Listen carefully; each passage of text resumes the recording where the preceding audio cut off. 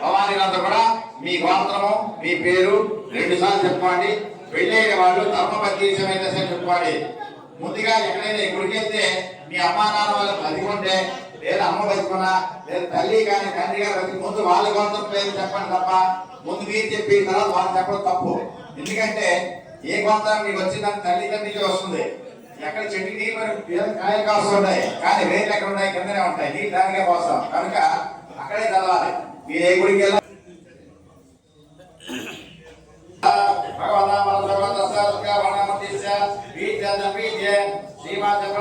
చెప్పండి.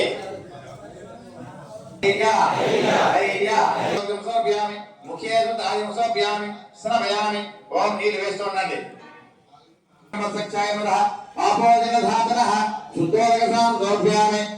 అక్షరం పట్టుకోండి. ఓం అభివస్త్రం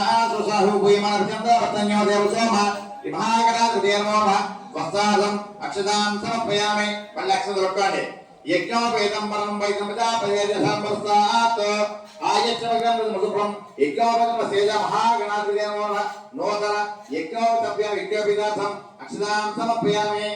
ఇప్పుడు గంధం వేయాలి. పౌడర్లా చేయకండి దేవుడి మీద. ఓం గంధ ద్వారా మీద కప్పులో కలుపుకోండి. మీద కప్పులో కలుపుకొని నీళ్ళు కలుపుకోండి. ఓం గంధ ద్వారా దృష్టాన్ని చెప్తాంగరేషణే ఈశ్వరేకం సర్వభూతానాం విభక్త్యే శ్రీయం మహాగణాధిపతి దివ్య చైతన్య సమర్పయామి.